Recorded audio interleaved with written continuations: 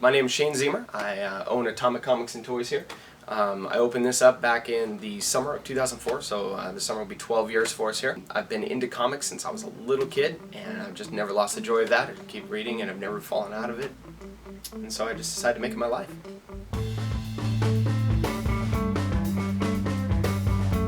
Hi, I'm Janice Headley, and we are here at the Fantagraphics bookstore and gallery in Georgetown. And I've been with the company. Next year it'll be 10 years. My husband at the time, he was unemployed, and we actually saw a Craigslist ad for Fantagraphics.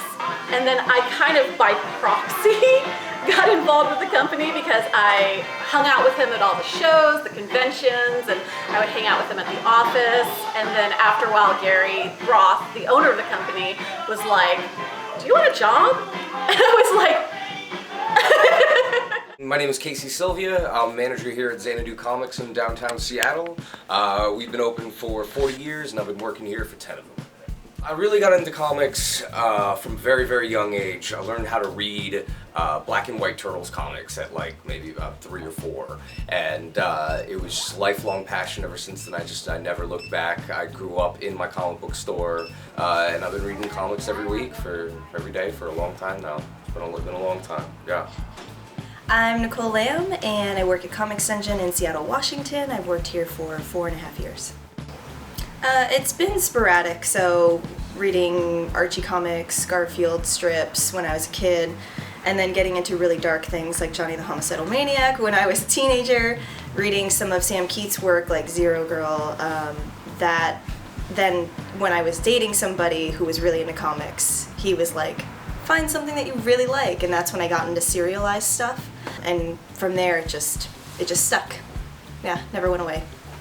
What really started me on comic books was December 1983. I was 14, or just turned 14, and I decided that I was gonna get everybody Christmas presents in my family on my own money, and so I decided I'd get my brother comic books.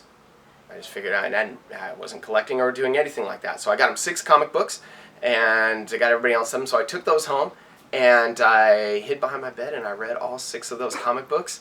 And I thought, man, those are really, really cool. 2 days later, and my new weekly allowance, I went back to the store, bought the exact same 6 for myself, and I've been buying comics every month ever since. I gravitate towards superhero stuff, but over the last decade or so, I just have such eclectic taste that I gravitate to all kinds of stuff. I would love to say I have one favorite, but it's just too wide a taste right now. Superhero-wise, Captain America has always been my favorite, but Captain America right now, comic book-wise, is Sam Wilson. So he's trying to live up to expectations and discover if he can really do it, which is a theme that all of us can get or understand at one point in time. Black Panther is fantastic because he's getting a fresh start. Black Widow is fantastic right now. It's a big-time thrill ride. The first couple of issues read like the first 10 minutes of a Bond film, just non-stop action, and then poof, leaves you cliffhanging. I like some web comics. I love some original graphic novels. So much ingenuity is happening in independent stuff or non-superhero stuff. It's the biggest growing section of the comic industry. one of the things that I do here at the Fantagraphics store is I help our manager, Larry Reed, find and discover new independent artists to carry their books. So I like that. I like being, sort of involved with the independent local comics community and seeing who's producing what and usually nagging and encouraging them to produce more. Like Mita Mahata, for instance. Very, very talented artist. Have one of her books right here. Beautifully done, hand cut using vintage maps. It's pretty excellent. I have so many great stories because I've been in it for like a decade now and it's been amazing and awesome. I think my favorite is that, I'm gonna grab it real quick. One of our artists, Michael Kupperman, name dropped me in a panel and that made me very happy. Isn't that nice? That's the only reference, but it was enough. I grew up in my comic book store, and so I always wanted to work in the business, and I basically was just there, and I didn't go away, and kept bugging the owner for a very long time about getting a job, and I finally got a job, and I'm from a very small town, so the comic book store was kind of my oasis. Working here, it's a lot of, I kind of have to know some of everything that's going on. So I'll kind of like sample a lot of the weekly comics. I'll take a look through almost all of them just to kind of see what's coming out. I don't really keep up on like one specific thing these days, but what kind of gravitates, or what I gravitate towards, is just kind of like energetic stuff, something I can just kind of flip through and get kind of a charge out of. My favorite comic is Michelle Fife's Cobra, which is a self-published book, one man who decided to write, draw, color, produce, ship, all this stuff for a whole year, 12 issues, and made what is perhaps like my favorite comic in the last 10 years. It's completely everything that I look for in comic books, and it's very inspiring. So with the resurgence of independent comics, the Fantagraphics store has bloomed from just carrying Fantagraphics published material to carrying all this independent stuff, which has been great. One of the things that we've had to do to adapt is figure out how to display it. It's new territory for us, knowing how to display a flat folded piece. When I first started, we're a family-friendly store, and there was not a lot of all-age material. When we moved over here, it's like everything sort of exploded. It just lined up that way. There's more representation for LGBT, people of color, and I feel like a lot of that is coming in. We used to have like the boyfriend with the disgruntled girlfriend, like, ugh, when is this over? And now we have everybody coming in and being excited about comics, and it's not specific. Saga brought in non-comic readers, Black Panther is bringing in non-comic readers, and now they're comic readers. So it's just growing and growing. My favorite comic changes like every day, but I tend to like kids comics. One of my favorites is Help Us Great Warrior. It's got great representation in it, and I just love warrior women, especially if they're like blobs with bows on their head. Little girls who are looking for strong female protagonists, I have a whole shelf that's dedicated to that, and I can easily pull that off, and it's their favorite comic now. It just brought so much like love and joy to me, because to be able to just be like, oh, I'm looking for this one thing, and to be able to pull a whole bunch of stuff off the shelf and show somebody like, here's the thing, like that was the most exciting for me. There's just been kind of a shift, you know, in the world, because comics always reflect the world, and that has shifted in our readership, and it's also shifted in the types of comics that they make. There's been a huge influx of younger female readers, like teenage female readers, which has been huge over the past couple of years. The publishers have been trying to scramble to produce stuff for that new audience, which is really hard because they still barely get it right for, you know, those of us who've been reading comics our whole lives. The type of people that have been coming into the store over the last 8 years or so, it has changed quite a bit, where it was mostly just males 18 to 35, and maybe some old-timers that have been reading comics for a long time.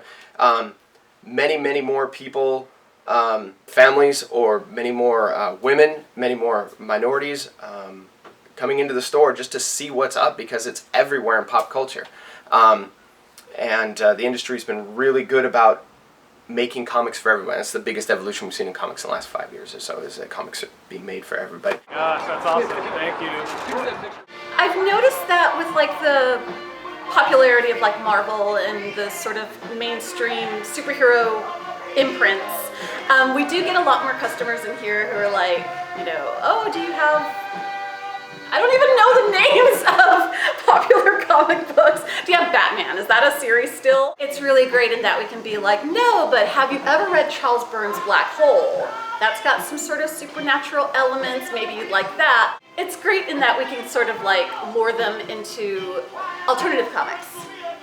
A lot of families, they're watching the Marvel movies, and they're all kind of geeking together, so they'll come in and say, I want to read an Avengers comic, I want to read Guardians of the Galaxy or something like that. Where did that come from? And stuff doesn't always perfectly line up, but it does pique people's interests. The movies are good enough that it's getting people to want to read the back matter, you know, the material from before. The only characters in the movies that have really helped have been ones that no one knows about.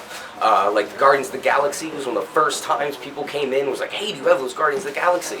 And we're selling stuff that we haven't been able to sell for 25 years. What we offer is kind of the substance or something underneath that, and it really helps, you know, using what used to be D-list characters and making them A-list, because there are no bad characters. There's just bad creators. Before Iron Man and Captain America, before Disney took over and made a connective universe out of it, oh, Spider-Man and the X-Men, kings of the hill. And if you would have told me that Iron Man and Captain America would be huge movies and everybody go see them, I'd laugh at you, because they just weren't, while they were good classic characters, they weren't ones you build an entire, you know, movie series off of. And so, Marvel Publishing and Marvel Studios don't necessarily talk to each other or work together. So Marvel Publishing has to make things that kind of look similar or feel similar to get those movie viewers over to comic readers. One of the things that comics has in such an advantage over movies, that you get to go see a 2-hour movie and wow, that was a really good time, but you can read story after story after story about character development and content and adventure and things you just can't film or can't show on film just because that's too crazy. The popularity of comic books now is weird, because I used to get beat up for wearing X-Men t-shirts. You know, I mean, it's such a weird thing now that comics are cool, not even like, because they were cool in the 90s, there was a big boom, you know, made a lot of money, but they were never so inbred or into popular culture like hip-hop is now. You know, comics are completely and utterly a part of the culture. I always sound like a comic book hipster when I talk about stuff like this, like, in my day, you know, and I'm only 30 years old. There's people who are way older than I am who have dealt with this, but it's a real difference. It's a real, I don't know, it's almost like the characters and things that I've loved have been turned into products just because there's so much money now. There didn't used to be any money in comics. Nobody cared at all about what you did in comics. Therefore, there was more freedom. The idea of just being able to toil in darkness and make this comic is kind of a different thing. So I don't know. I have mixed feelings about it, I guess. It's good more people are reading comic books, absolutely. But, you know, it's a different thing. It's a different perspective.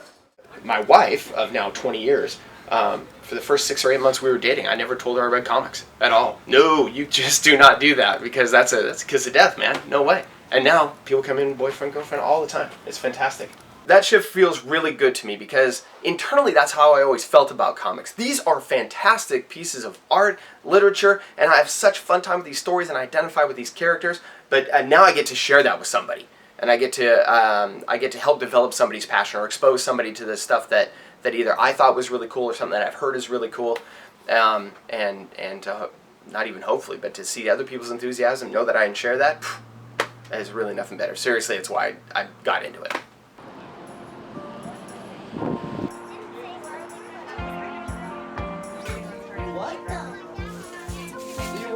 Well, I'm Captain America. We're here for Free Comic Book Day here at Atomic Comics in Tacoma. I'm here supporting my local comic book store. I love comics. I grew up reading comics, and if I could come here and make some little kids smile and make their day, then it's a good day for me.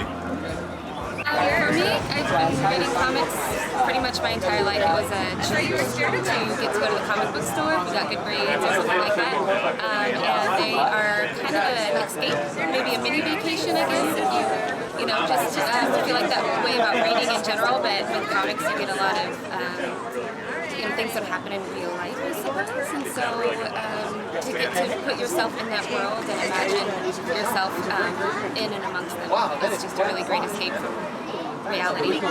I kind of got into them after watching a bunch of the Marvel movies, and I wanted to compare them to see how they go with the comics and see how well they follow them.